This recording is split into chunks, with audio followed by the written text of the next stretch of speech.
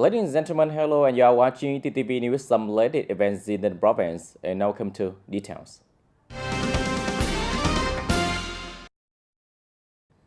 Ladies and gentlemen, following the merger, the new economy has shown highly promising signals, particularly in the financial sector, laying a solid foundation for breakthrough growth in the near future. According to the statistics, in just the first 7 months of 2005, the total mobilized capital in the province surpassed 4.8 trillion Vietnam dong, an impressive figure compared to the beginning of the year.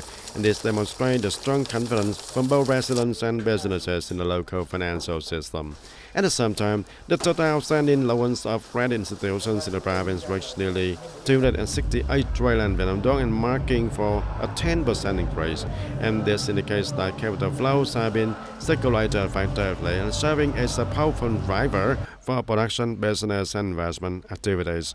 Another highlight in the province's non-performing loan ratio, with the stance at just 1.76% and well below the State Bank of Vietnam's target of under 3%. This not only ensures the stability of the banking system but also affirms TayNinh's sound and healthy financial position. With its abundant sunshine and warmth, TayNinh is emerging as a renewable energy hub in southern Vietnam. Strong investment in solar, hydropower, and biomass projects not only help ensure energy security, but also contribute to the province's sustainable development goals. In recent years, the province's power sources have become recently diverse. Currently, TayNinh is home to 18 reconnected solar power plants with the combined capacity ranging from 440 to 808 megawatts peak. In addition, more than 6,800 rooftop solar systems have been installed by local households. The province also harnesses small-scale hydropower from Yotin reservoirs, including Yotin DO1 and DO2 hydropower plants. It's with the capacity of 1.5 megawatts. Moreover, a 37 megawatts biomass power source is generated by Barbor TayNinh Sugar Stock Company. At the same time, the Digwa 400 kilovolts transformer station with a capacity of 900 megawatts ampere ensures stable electricity transmission across the region. The figures paint a highly promising picture of the power supply, highlighting a harmonious combination of large-scale plants and communities by renewable energy, paving the way toward a greener, more suitable future.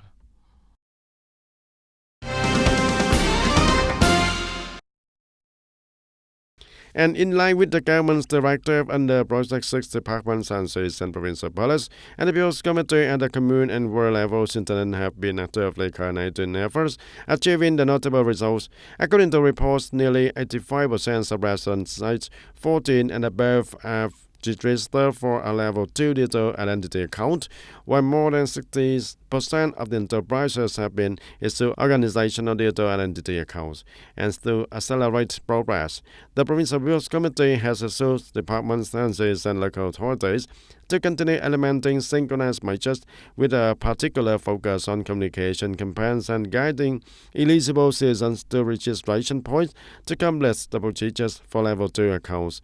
Strengthening communication not only raises public awareness but also encourages the use of digital entities on the TTVNEWS application and helping reduce the time and cost in administrative procedures while improving the state management efficiency. In addition, health agencies and units are required to ensure that 100% of official civil servants, public employees, and workers complete their level 2 digital identity registration by August 30th of 2025.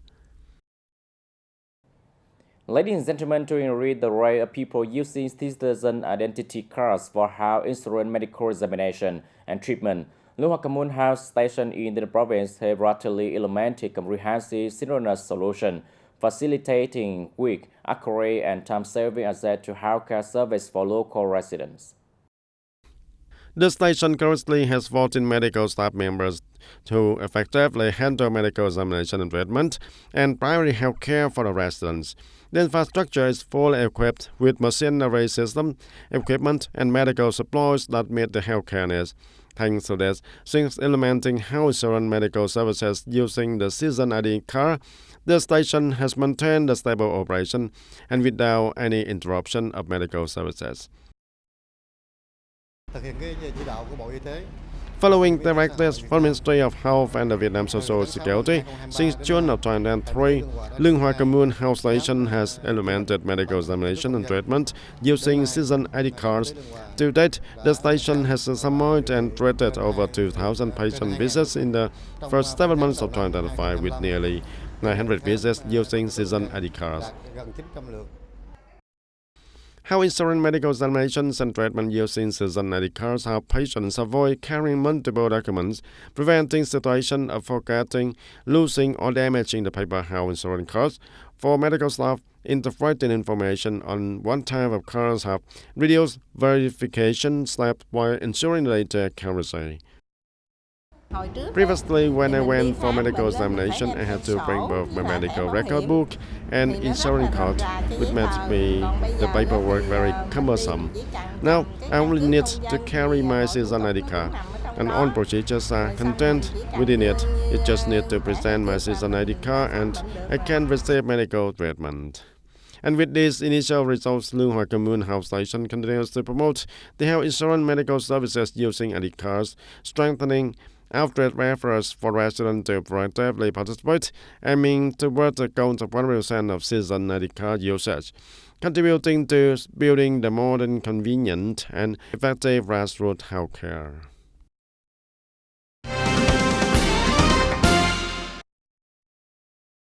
We feature such as integrating multiple types of personal information, releasing various paper documents, and offering fast, simple operation. The VNEID application has become recently essential in people's daily lives nationwide, including in TayNin. In the past, citizens mainly reported crime to the police through direct meeting or by phone. Today, with VNEID, people can quickly submit petition, report, and feedback related to security and order. This technology enables the police to receive, verify, and handle cases more firmly. It makes an important step forward in enhancing the effectiveness of crime prevention and ensuring police security and order. Về bản thân thì tôi thấy cái phần mềm nó rất là hay. Thì để tạo điều kiện cho người dân là có thể là tố giác thông tin cũng như là để góp ý kiến để cho lực lượng công an được tốt hơn, hoàn chỉnh hơn.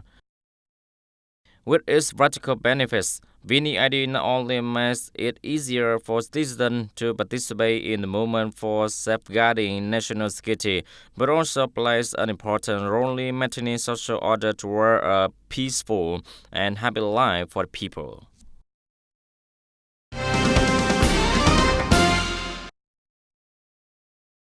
And with the forecast indicating high flood levels and the tidal surges toward the end of the year, potentially impacting both production and daily life, the TayNinhTV Department of Agriculture and Environment has directed local states to urgently implement measures to ensure the dike safety and remain ready for flood and storm response throughout the remainder of 2005.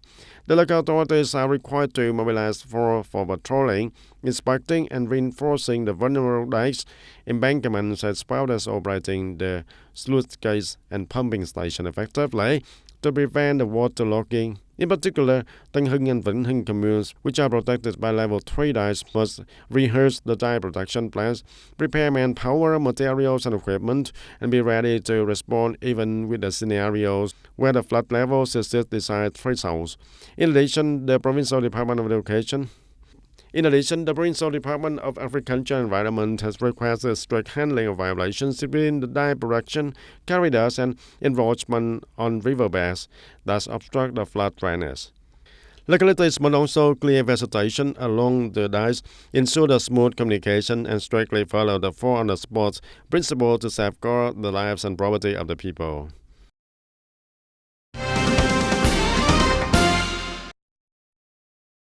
According to the TayNin Provincial Hydrometeorological Station, in the past 24 hours, the province has experienced widespread shower and thunderstorm, with some areas seeing moderate to heavy rainfall. Recorded rainfall reached nearly 88 mm in Trảng Bàng, over 58 mm in Tân Châu. 52mm in Kandu, and more than 50mm in Bodom. Forecasts indicate that in the next 24 to 48 hours, areas including Trang Hoa, Trang Đông, Long Chieu, Trang Bàng, Bến Cầu, Giam Co, Vĩnh Châu, and Tuyên Thành will continue to see moderate to heavy rain, with total rainfall ranging from 50 to 100mm and a 70 and 80% probability. The Hero Meteorological Station warns that heavy rains may cause flooding in the low-lying area, urban zones, industrial park, as well as riverside and canal areas. The current disaster risk level due to heavy rain has been classified as level 1. Residents are urged to closely monitor forecast update and take preventive measures to minimize damage caused by the rainfall. Ladies and gentlemen, it consists of the streamlining the administrative apparatus to enhance effectiveness and efficiency, carrying forward the lives of officers and civil servant forms the foundation for building a modern, professional, and human police service. In the Commune, Tân Province, a communal kitchen has been established not only to share simple meals, but also through collegial bonds, helping staff become more united and steadfast companions in their journey of serving the people. Đức Huệ Commune were established through the merger of three communes, Ben Hoa Ba, Ben Hoa Nam, and Ben Thanh, formerly in Đức Huệ district. The mayor headquarters is located in the former Ben Hoa Nam commune office, which is quite far from many hamlets in the area. Therefore, many officers and civil servants must travel dozens of kilometers from home to work, with commuting time that can take hours. Recognizing the difficulties faced by officers and civil servants working far from home, the Standing Committee of the Huế Commune Party Committee in the province has converted a room within the commune headquarters into a public service cafeteria. Here, lunch is served thoughtfully, ensuring adequate nutrition and hygiene for staff who cannot return home during break time. During the first 2 months of operation, the kitchen operating budgets were mobilized through socialization sources. Members of the Commune Military Command took turn cooking and served approximately 40 meals daily at 4 dining tables. The menu is regularly varied, featuring complete soup, stir-fry, and savory dishes that are both delicious and economical. From September onward, officers and civil servants plan to contribute together to maintain the kitchen, with costs of approximately 20,000 Vietnam dong per person per day for ingredients. This model not only helps care for daily life but also enriches bonds and sharing within the organization. When the leadership organizes meal at the unit, I personally feel it's very warm and heartfelt. This not only makes me feel warm and happy, but all the officers here feel the same warmth and joy. My home is more than 13 kilometers from the new headquarters. Having the organization provide lunch meal, I personally think is very good because this lunch meal have officers and civil servants in the organization born with each other, while also creating conditions for colleagues to have better health and more rest time. After the morning work session, officers and civil servants gathered around the police service dining table. This place not only for meal but also for sharing and strengthening collegial bond. The police service kitchen model at the Huế Commune easily evidence the principle taking people as the foundation, taking officers as the core. When the government cares for and looks after officers, it what might seem like the smallest matter. They become the ones who spread the spirit of kindness, contributing to building a dedicated police service that serves people.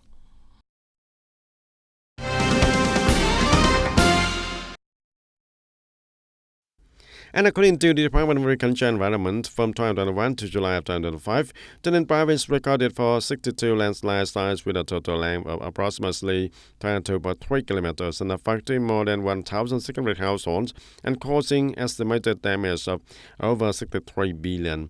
These landslides are concentrated in several communes and roads, mainly along major riverbanks. The causes of the landslide have been attributed to climate change impacts, declining the groundwater levels and droughts, heavy rainfall, tidal surges combined with the natural movement of riverbank terrain and geology. In addition, human activities such as riverside construction, encroachment on the riparian land, exercise land, and gravel mining, overexploitation of the groundwater, and upstream hydropower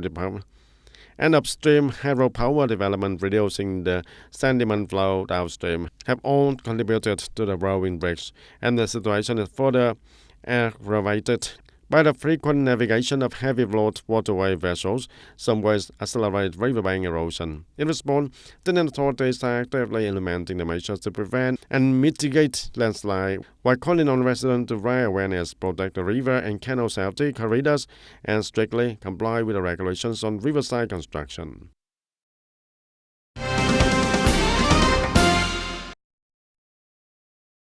The TayNinhTV Tourism Promotion Center, in collaboration with Hunsanvik Travel Company, has recently organized a domestic tourism program deemed TayNinhTV Experience TayNinhTV.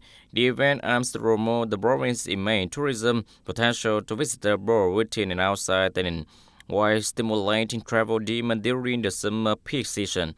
During the journey, more than 80 children and their parents were introduced to the traditional wrap and making trambang, dew-wetted wrap paper, enjoy local specialty, and explore unique aspects of the Boring culture.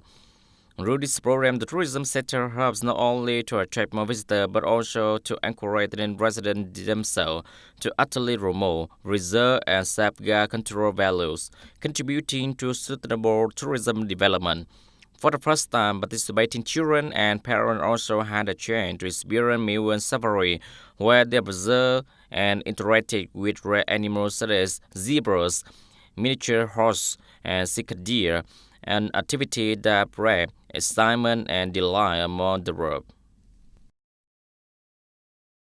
Ladies and gentlemen, Phong Nha Kẻ Bàng National Park in Quảng Trị Province boasts a rich tropical forest ecosystem and serves as home to thousands of rare animal and plant species. For many years, wildlife rescue and care work to protect genetics, resources, and habitats at Phong Nha Kẻ Bàng has been prioritized. Currently, the Wildlife Rescue Conservation and Development Center Phong Nha Kẻ Bàng National Park is caring for and conserving 83 individual wild animals belonging to many rare and endangered species. Animals at the center are cared for according to a very strict and scientific procedure. Particularly noteworthy are the 7 indigenous tigers, whose diet mainly consists of beef, rabbit, and chicken, with each tiger consuming approximately 5 kilograms of food daily, equivalent to nearly 100 million Vietnam per month for the entire world. Each species has different ecological habits. When they arrive at the center, we need to study the ecological characteristics of each different species. And through the care process, we have also designed a looser structure to ensure the ecological habits are maintained. Since the beginning of 2025, the Wildlife Rescue Conservation and Development Center has received 1 small loris, 1 lugger, and 1 pit-tail macaque voluntarily surrendered by local residents and organizations. We see a large number of animals when local people discover animals that may be lost and report to the Police and Forest Protection Department, from which we receive and rescue them. Maintaining and caring for large numbers of rare wild animal individuals not only demonstrate the positive role of the wildlife rescue work, but also make important contribution to conserving rare animal genetics resources, restoring natural population, and preserving biodiversity at Phong Nha Kẻ Bàng National Park. Ladies and gentlemen, that's all for today TTV News. Thank you for watching and see you next time.